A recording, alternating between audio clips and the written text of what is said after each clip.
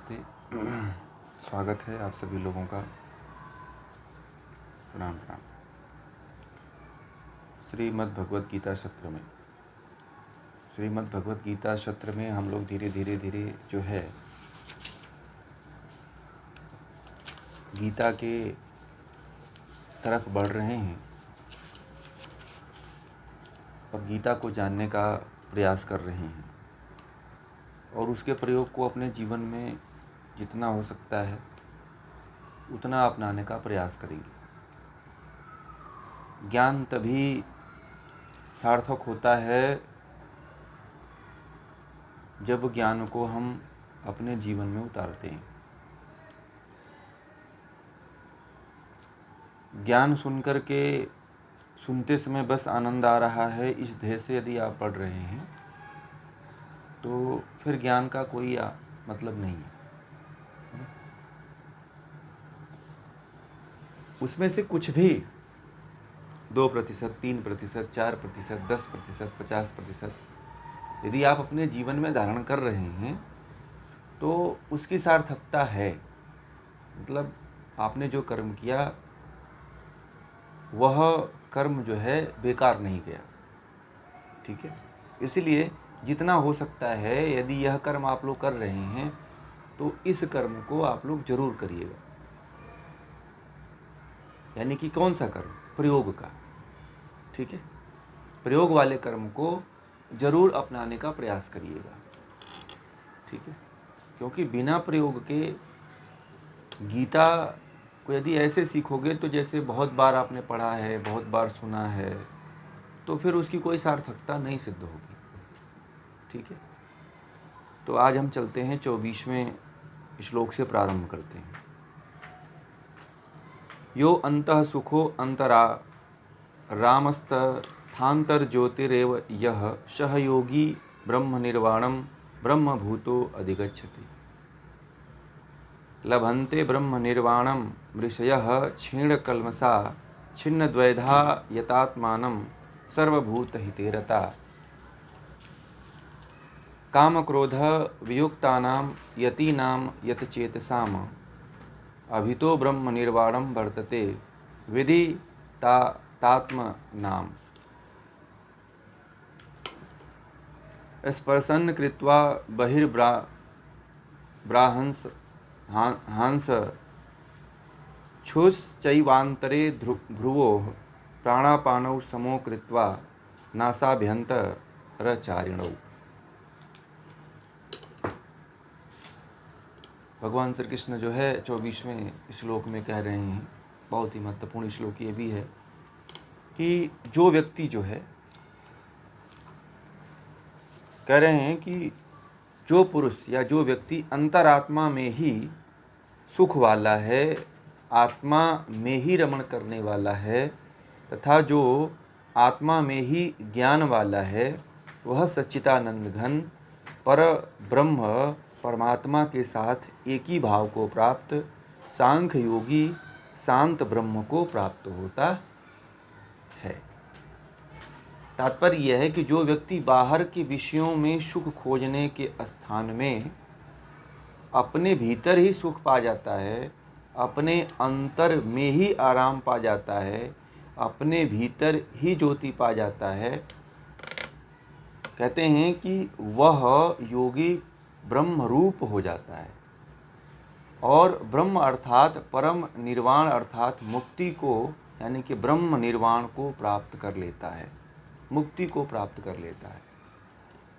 कितनी बड़ी बात कही यहाँ पे कि जो व्यक्ति बाहर के विषयों में सुख खोजने के स्थान पर, जो व्यक्ति बाहर के विषयों की तरफ सुख खोजता है, वह व्यक्ति तो कहते हैं कि वह व्यक्ति कभी भी अपने भीतर सुख को नहीं प्राप्त कर सकता। जो बाहर की दौड़ लगाता है वह अपने भीतर नहीं उतर पाता है।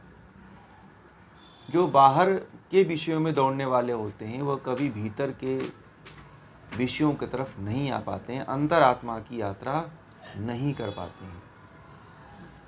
और कहते हैं कि अपने अंतर में ही जो व्यक्ति अपने भीतर आनंद ढूंढने लगता है और अपने अंतर में ही आराम पा जाता है, अपने भीतर ही ज्योति पा जाता है, वह योगी ब्रह्मरूप हो जाता है। तो हम बाहरी विषयों की तरफ बहुत दौड़ते हैं। गीता कहती है कि व्यक्ति को बाहरी विषयों की तरफ नहीं दौड़ना चाहिए। किधर दौड़ना चाहिए? आंतरिक स्तर पे भीतर जाना चाहिए। भीतर क्या हो रहा है, मैं भीतर क्या हूँ, मेरे अंदर कौन से विचार आ रहे हैं, कौन से भाव आ रहे हैं, इसके तरफ जाना चाहिए, है ना। जितना आप आंतरिक होंगे, जितना आप आंतरिक रहने का प्रयास करेंगे, जितना आप आंतरिक रहेंगे, उतना ही आप परमात्मा के करीब होते चले जाएंगे। आप बाहरी विषयों में, इंद्रियों के विषयों में जितना रमण करेंगे, आप उतने ही जो है सुख से वंचित होते चले जाएंगे। और जो व्यक्ति जितना ही अपने भीतर उतरता है, वह ब्रह्म रूप हो जाता है। ब्रह्म के समान, ब्रह्म के रूप को प्राप्त कर लेता है। ब्रह्म की तरह तो कोई नहीं बन सकता है। कोई भी जीवात्मा ब्रह्म की तरह नहीं हो सकती है, परंतु ब्रह्म का रूप जरूर बन जाता है। वो एक दूसरा रूप बन जाता है, अर्थात निर्वाण को, अर्थात मुक्ति को पा जाता है। तो हमें अब यहाँ पे ये एक प्रयोग ये है कि हमें अपने जीवन में कभी भी जो है इंद्रियों के बाह्य विषयों की तरफ रमण नहीं करना है। ठीक है, इंद्रियों के बाह्य विषयों की तरफ रमण नहीं करना है। हमें किधर जाना है? आंतरिक, अपने भीतर देखना है। ठीक है, हमें किस तरफ देखना है? अपने भीतर देखना है।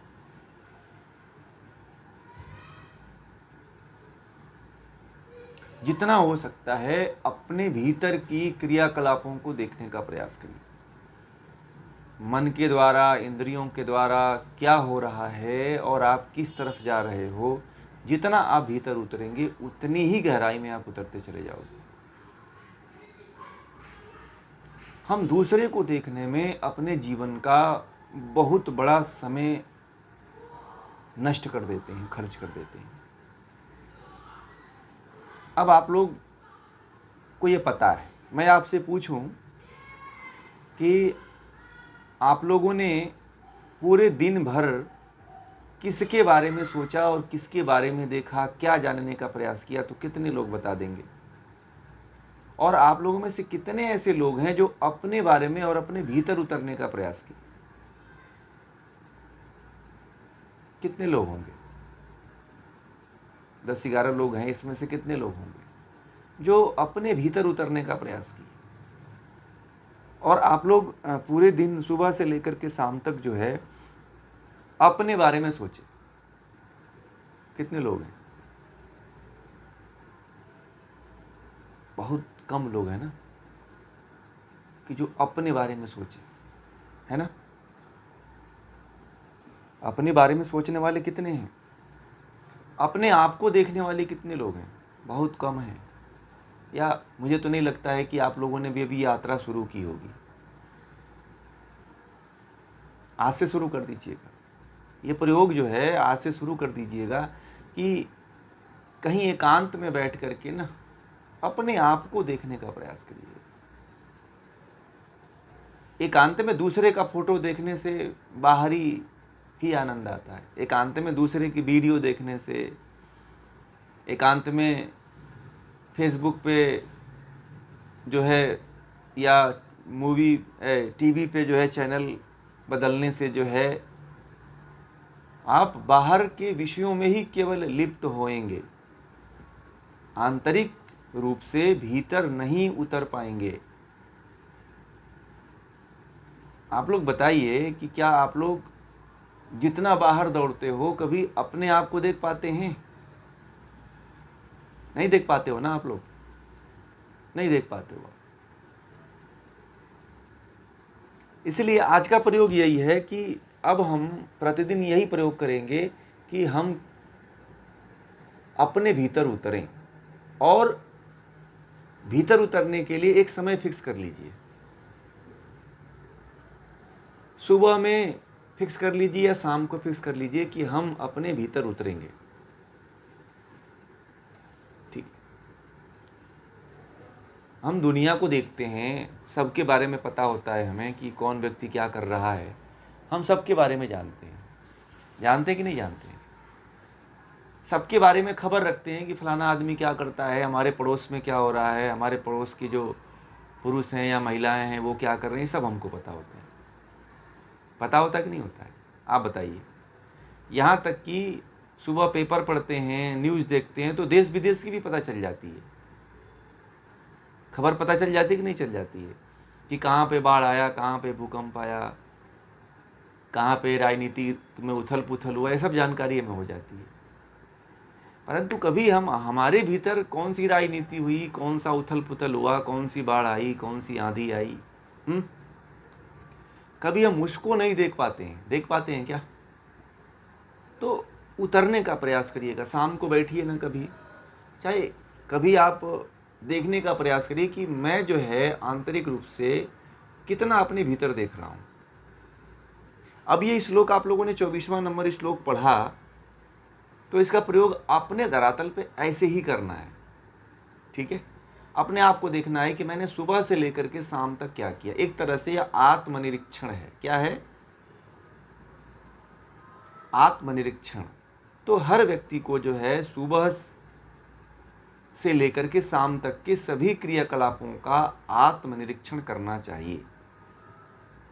ठीक है, जो व्यक्ति आत्मनिरीक्षण कर पाता है वही ब्रह्म तक पहुंच पाता है, और जो व्यक्ति अपना खुद का आत्मनिरीक्षण नहीं कर पाता है वो परमात्मा की तरफ नहीं जा पाता है।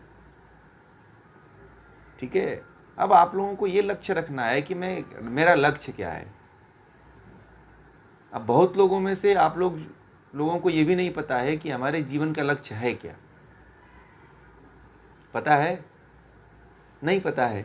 तो जब आपको लक्ष्य ही नहीं पता है तो आप कर्म कहाँ करोगे? आप सबसे पहले तो एक लक्ष्य निर्धारित कर लो आप लोग कि जीवन में हमारा सबसे पहला लक्ष्य और अंतिम लक्ष्य जो है मोक्ष की प्राप्ति है।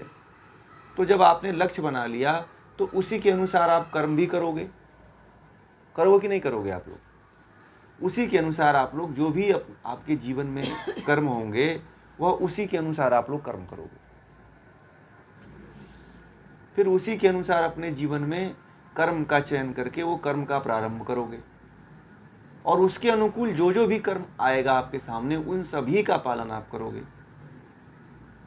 ठीक है, तभी आप, जैसे कि सबसे पहले तो लक्ष्य बनाइए। जैसे मान लीजिए कि आप लोग मुंबई में रहते हो, दिल्ली में रहते हो, तो मुंबई से मान लो आपको हिमालय में यात्रा करने जाना है, मानसरोवर की यात्रा करनी है। कोई दिल्ली से जा रहा है, कोई मुंबई से जा रहा है, कोई अहमदाबाद से जा रहा है, तो फलाना जहाँ से जाना चाहता है। तो एक लक्ष्य बना लिया है कि मुझे जो है हिमालय में मानसरोवर की यात्रा करनी है। ठीक है, तो आप जो है उसी तरह का ट्रेन देखोगे, उसी तरह का कपड़ा खरीदोगे, उसी तरह के चप्पल जूते की व्यवस्था करोगे, उसी तरह से अपने आप को बनाने का प्रयास करोगे। होता है कि नहीं होता है? जब व्यक्ति लक्ष्य निर्धारित करता है तो उसी तरह का बनने लगता है, उसी तरह का बनने का प्रयास करता है। तो यदि आपको मोक्ष की तरफ जाना है तो मोक्ष के लिए जो है भगवान श्री कृष्ण कहते हैं कि अपने भीतर उतरो, और अपने भीतर उतरने के लिए एक समय निर्धारित करिए कि हम सुबह से लेकर शाम तक अपने भीतर किसी भी टाइम उतरेंगे। हम अपना अमूल्य समय दूसरे को क्यों दें? हम दूसरे को देखने के लिए, बताइए, हम लोग मूवी देखते हैं, फिल्म देखते हैं, धारावाहिक सीरियल देखते हैं, तो उसमें हम क्या करते हैं? हम अपने जीवन के अमूल्य समय को वेस्ट करते हैं, खर्च करते हैं, नष्ट करते हैं। आप लोगों को ये नहीं पता होता है कि आप लोग जितने मूवी को देखते हैं या सीरियल को देखते हैं, जितना व्यू बनता है उतने ही उनको अमीर बनाता है। ठीक है, उनको अमीर बनाता है, और आप लोग जहाँ के कहीं रह जाते हो। और शारीरिक पतन होता है, मानसिक पतन होता है, ठीक है, होता है कि नहीं होता है। जो अमीर है वो अमीर होता चला जा रहा है। लोग जो है 2-2 हज़ार 3-3 हज़ार रुपये का टिकट लेकर के सिनेमा मॉल में जा कर के देखते हैं। तो आप ये देखिए कि क्या उससे हमारा कोई उन्नति हुआ, क्या नहीं हुआ। जब हमारी कोई उससे उन्नति नहीं हुई, जो अमीर है वही खरबपति बनते चला जा रहा है, अरबपति बनते चला जा रहा है, उसको ही हम पैसे पे पैसे लादे चले जा रहे हैं, ठीक है। और जो हमें मनोरंजन परोस रहा है, उस मनोरंजन से हमारी मानसिक हानि हो रही है, मानसिक पतन हो रहा है।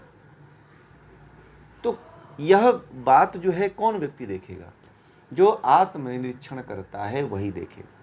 जो व्यक्ति अपने भीतर उतरेगा वही देखेगा, ठीक है जी।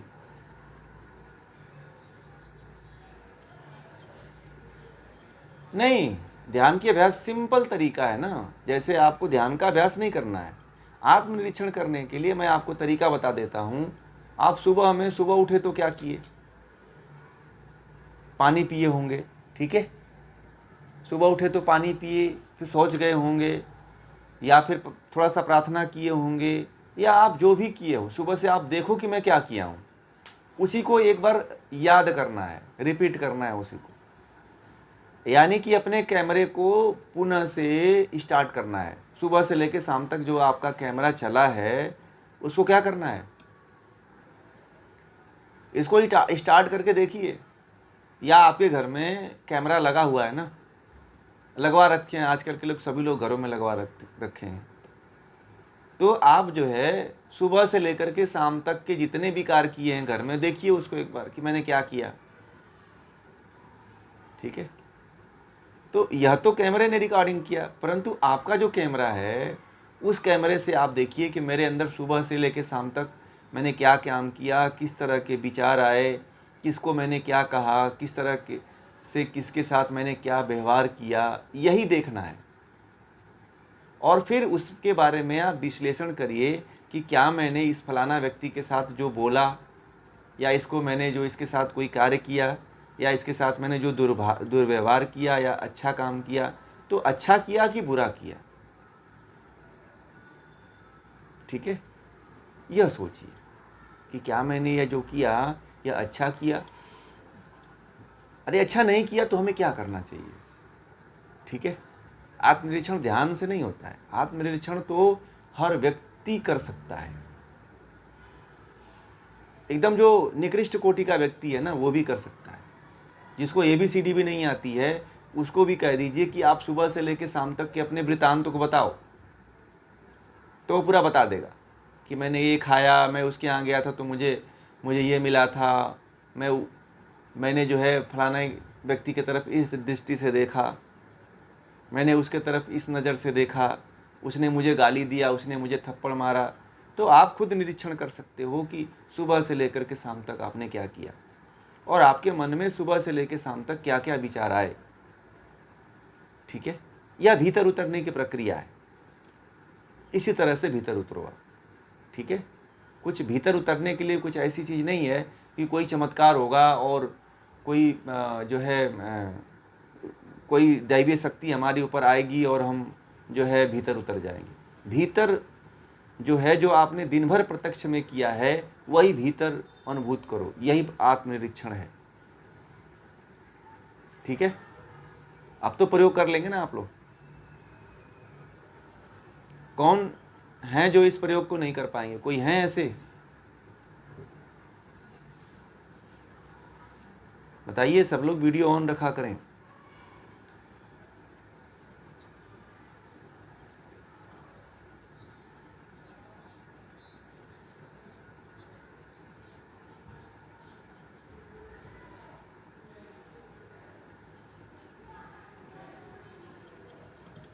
ये डेली रूटीन में करिए ना। आपने क्या किया है, क्या सोचा है, कोई जरूरी थोड़ी है कि दूसरे से आप करिए। आपने क्या किया इसको देखिए आप। हाँ, नहीं, आत्म शब्दों के चक्कर में मत पड़िए, केवल अपना निरीक्षण करिए। केवल अपना निरीक्षण करिए कि मैं जैसे कि एक झाड़ू लेकर के सुबह में आप पूरा झाड़ू लगाते हो घर में कोने से, उसी तरह से अपने भीतर झाड़ू लगाइए, सिंपल भाषा में, ठीक है। झाड़ू लगाना यदि आप समझ गए तो फिर आप समझ गए बात। सुबह से लेकर के शाम तक जितना आपने कचरा इकट्ठा किया उसको झाड़ू लगाइए उसका। अपने भीतर तो कभी झाड़ू लगाते नहीं है ना, इसी को आत्मनिरीक्षण कहते हैं। यह जो आत्मनिरीक्षण है वह झाड़ू है। आप अपने अंदर की सफाई नहीं करते हो, दूसरे के को देखने लगते हो, ठीक है।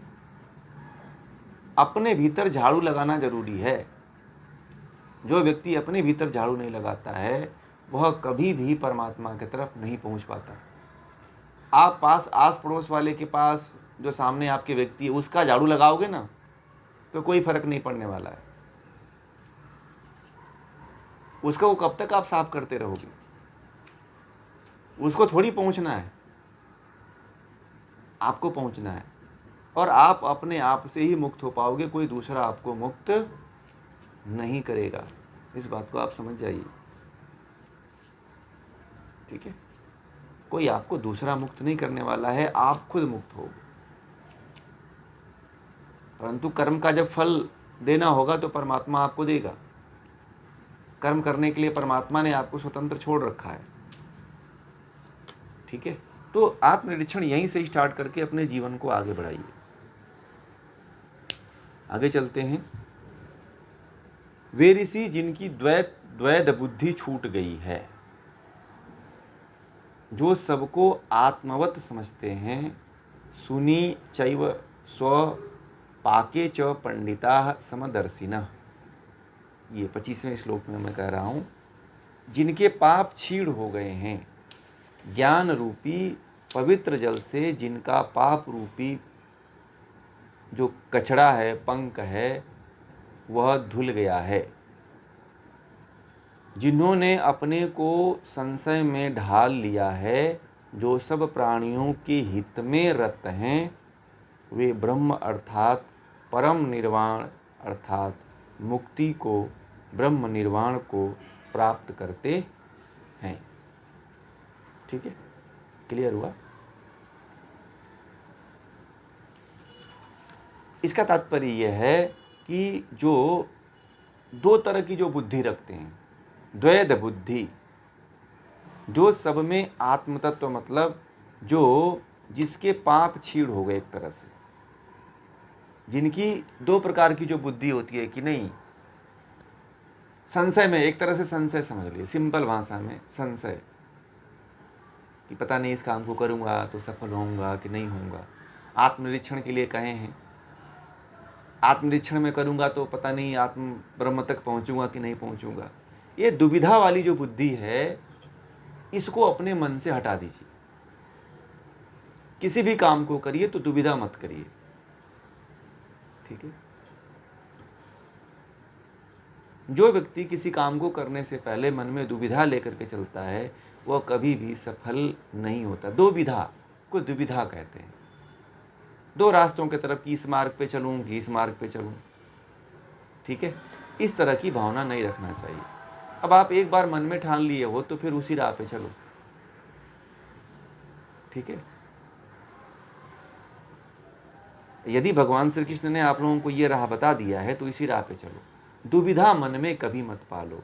और कहते हैं कि जिनके पाप क्षीण हो गए और जिनके पाप नष्ट हो गए हैं, पवित्र जल से जिनका पाप रूपी पंक धुल गया है, मतलब ज्ञान से, जिसको ज्ञान प्राप्त हो चुका होता है, उसी के पाप रूपी कचड़ा जो है साफ होता है।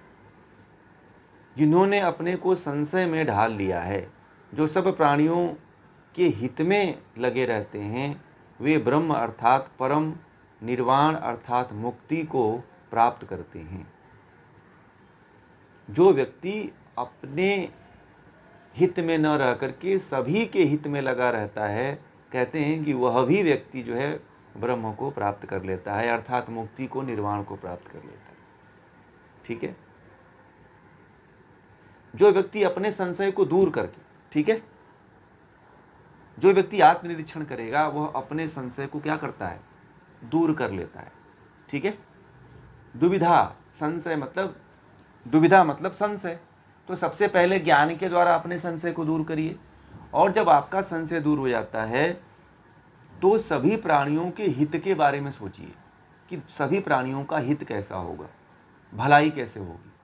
केवल ऐसा नहीं है कि आप मुक्त हो गए तो सोचिए कि बस अब तो मैं मुक्त हो गया, दूसरे लोग भाड़ में जाएं, दूसरे मुक्त हो चाहे ना हो, ऐसा नहीं सोचना चाहिए।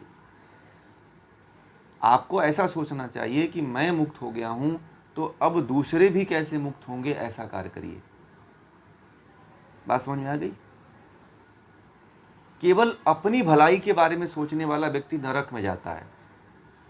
वह व्यक्ति कभी ब्रह्म को नहीं प्राप्त कर पाता है, और ब्रह्म को प्राप्त भी करता है तो छूट जाता है। ठीक है। ऐसे देखिएगा, जितने भी महात्मा होते हैं, साधु संत होते हैं, सन्यासी होते हैं, वह जब अपना मुक्त हो चुके होते हैं तो संसार में जो अन्य प्राणी होते हैं उनके भी कल्याण के बारे में सोचते हैं, उनको भी ज्ञान देते हैं कि आप भी इस मार्ग पे चलो तो आपका भी कल्याण हो जाएगा। ठीक है। ये देखिएगा, जितने भी महात्मा मिलेंगे आपको, साधु संत मिलेंगे, वह जो है अपने मुक्त होने के बाद जो है मानवता के कल्याण के लिए भी कार्य करते हैं। हमें जो ज्ञान मिला हुआ है, मैं आप लोगों को ज्ञान देने का प्रयास कर रहा हूं कि आप लोगों को भी यह ज्ञान हो जाए। मैं अगर केवल मैं ही अपने ज्ञान को लेकर मर जाता तो आप लोग थोड़ी जानते। जानते क्या आप लोग? नहीं जानते, कोई भी नहीं जानता। हमारे साथ में रहने वाले हमारे दोस्त भी नहीं जानते कि इनको इतना ज्ञान है। परंतु वह ज्ञान जो हमें मिला है, ज्ञान, वह मैं आपको देना चाहता हूं, क्योंकि मैं अपने ज्ञान से जो मुझे प्राप्त हुआ है, मैं वह आप लोगों को देना चाहता हूं कि आप लोग भी वह ज्ञान प्राप्त करो। यही हित है ना, यही भलाई है ना।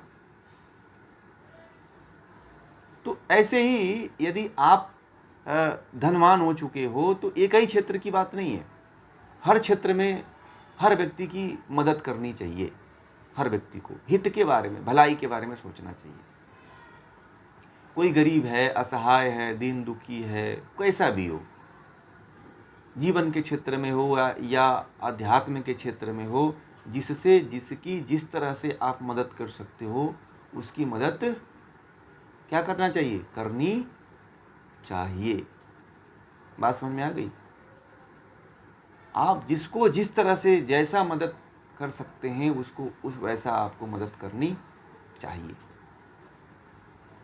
यह कहते हैं कि यदि जो व्यक्ति जो है सभी प्राणियों के, और केवल मनुष्य के बारे में नहीं, आपको कुत्ता, बिल्ली, जीव जंतु, गाय, भैंस, जितने भी प्राणी हैं उन सभी के हित के बारे में सोचना चाहिए। जैसे मान लीजिए कि आजकल जो लोग पेड़ पौधे काट दिए हैं, किसान जो है अनाज को जो है कीटनाशक छिड़क देता है तो कोई जानवर खा नहीं पाता है, कोई पक्षी खा नहीं पाता है। तो पक्षियों के बारे में भी सोचा करिए, उनको दाना रखिए, पानी रखिए, है ना। पशु हैं तो पशुपालन जो कर रहे हैं उनको भी कुछ आप चाहो तो मदद कर सकते हो। तो इस तरह से आप सभी प्राणियों के कल्याण के बारे में, हित के बारे में सोचिए, भलाई के बारे में सोचिए। यदि इस प्रकृति का जो होता है वह ब्रह्म निर्वाण अर्थात मुक्ति को प्राप्त करता है, इस प्रकृति का व्यक्ति भी जो है मुक्ति को प्राप्त करता है। जो हर समय दूसरे के कल्याण के बारे में कार्य करता है, दूसरे के कल्याण के लिए कार्य करता है, वह भी व्यक्ति मुक्त हो जाता है। ठीक है। तो भगवान श्री कृष्ण ने ऐसे भी व्यक्तियों को कहा कि यदि आप कुछ नहीं कर सकते हो तो दूसरे की भलाई करो, दूसरे का कल्याण करो। यदि यह काम कर सकते हो तो जरूर एक दिन क्या होगे, एक दिन जरूर आप क्या हो जाओगे, मुक्त हो जाओगे। समझ में आ गई बात? तो मुक्त होने का प्रयास करिए।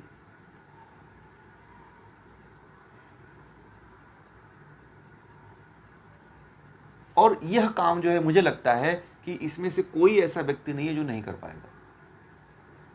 इस प्रयोग को नोट कर लीजिए कि हमें जीवन में सभी प्राणियों के लिए जिनमें प्राण है, चाहे कुत्ता है, चाहे बिल्ली है, चाहे जानवर है, चाहे मनुष्य है, चाहे पशु है, चाहे कीट पतंगे हैं, सबके हित के बारे में हमें, भलाई के बारे में कार्य करना है। ठीक है, जो कर रहे हैं उनके लिए बहुत साधुवाद है, बहुत बड़ा। जो नहीं कर रहे हैं वो आज से शुरू कर दें। ठीक है, जो नहीं कर रहे हैं वो आज से शुरू कर दें। अब देखिए, बंदरों की प्रजाति जो है भारत से विलुप्त होती जा रही है। बंदरों को जो है मार करके जो है दवा कंपनियां जो किडनी बेचने वाले हैं, अन्य उनके अंगों को बेचने वाले हैं, उनको मार के खा जाते हैं, किडनी बेच देते हैं, उनके अंगों को बेच देते हैं। तो इसलिए जो है उनको, उनके भी बचाव में आइए, उनको भी भोजन कराइए, उनके भी जो है, उनके लिए भी सोचिए कुछ।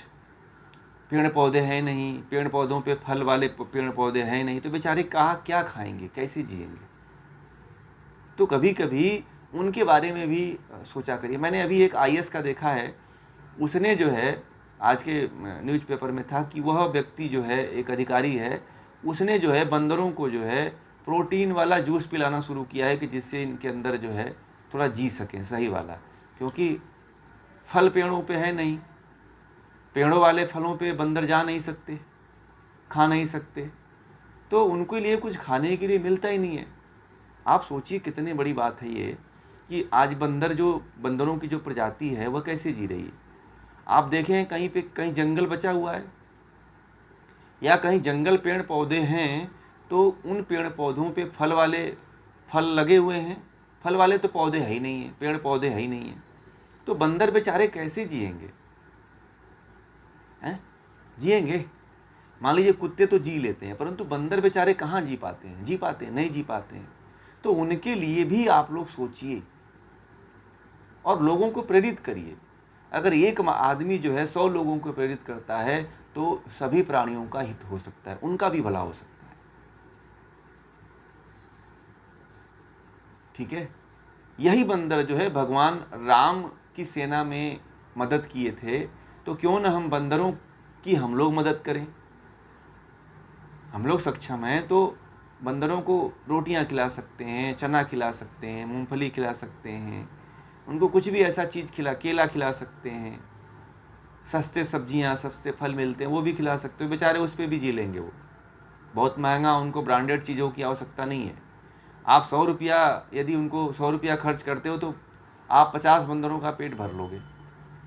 ठीक है, तो इतना तो आप लोग, सभी लोग कर्म किया करो। आप 50 रुपया तो होटल में जाते हो, 100 रुपया तो होटल में जाते हो, 150 रुपये तो टिप दे देते हो आप लोग हैं।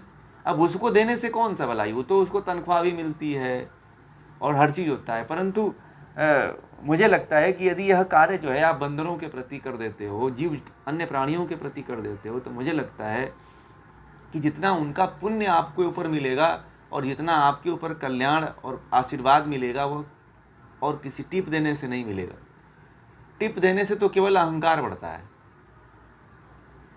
ठीक है, क्या अरे अब इसको कम पैसा दे देंगे तो बेइज्जती होगी। ठीक है,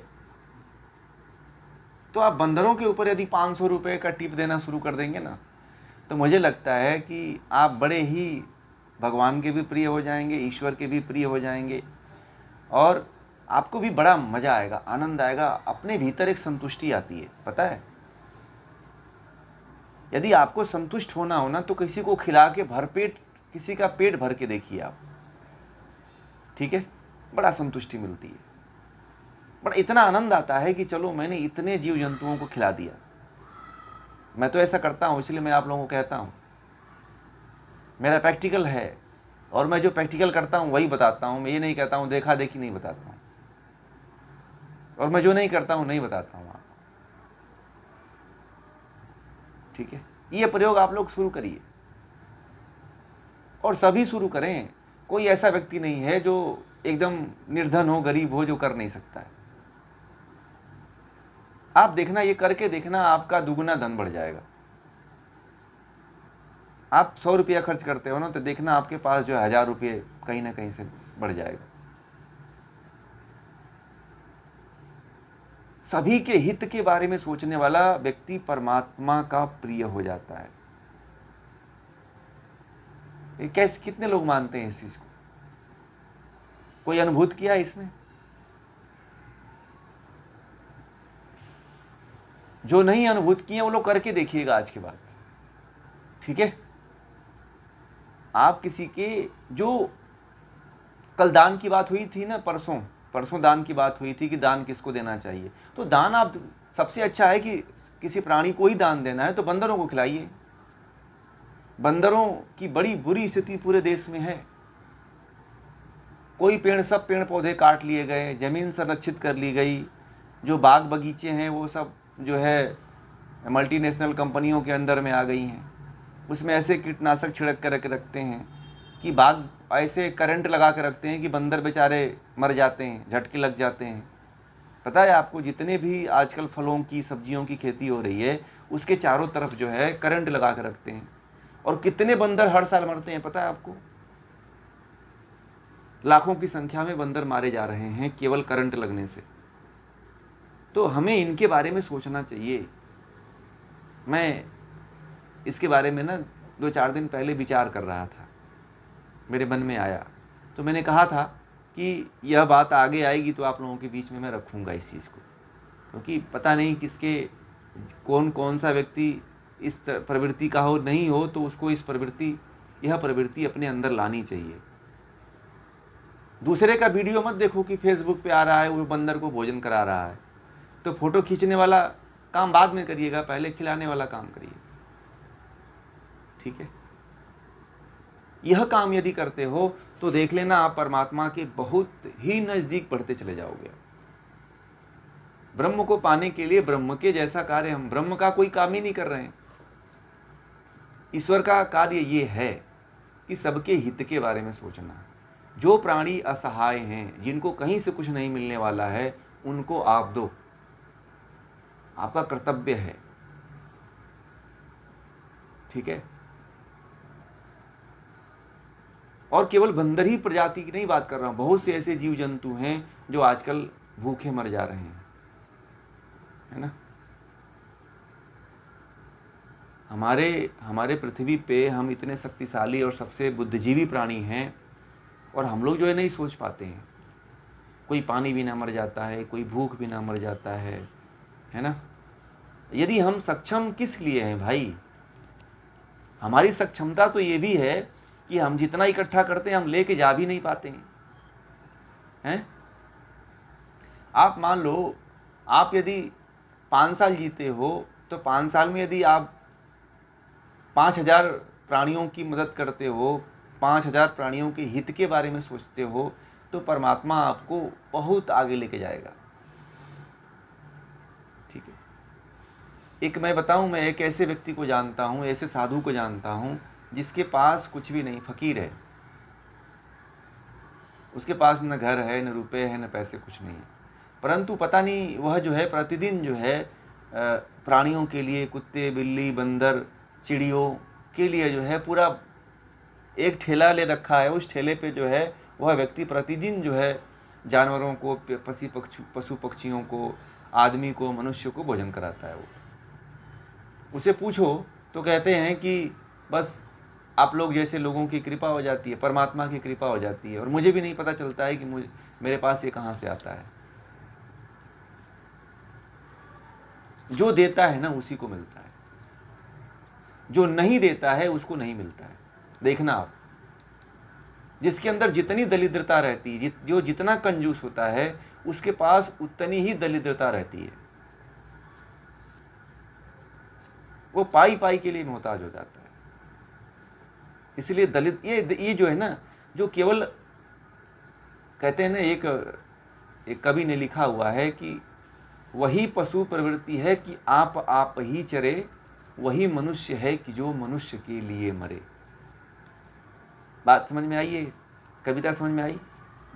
रामधारी सिंह दिनकर जी ने लिखा हुआ है कि वही पशु प्रवृत्ति है कि आप ही चरे, यानी कि वह पशु प्रवृत्ति है जो केवल अपने कमाता है और अपने खाता है। क्या है इसको, क्या बोलते हैं? पशु प्रवृत्ति बोलते हैं, या पशु की तरह प्रवृत्ति वाला व्यक्ति होता है। और कहते हैं कि वही मनुष्य है कि जो मनुष्य के लिए मरे। मनुष्य व्यक्ति वही है जो मानवता के लिए, प्राणियों के लिए मरता हो। वास्तविक मनुष्य वही है। तो अपने अंदर यदि आप लोगों के भीतर भी यदि यह संवेदना नष्ट हो गई है तो आज गीता के माध्यम से उसको जगा लीजिए। इस प्रयोग को नोट कर लीजिए कि हमें जो है, हमें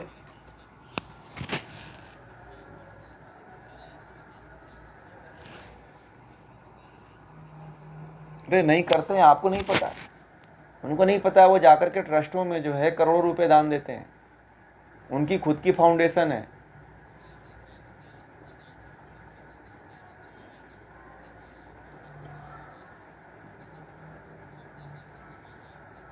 तो देखना वो भले से पैसे कमा रहे हैं, परंतु देखना आंतरिक रूप से वह उतने शांति नहीं होगी उनके अंदर।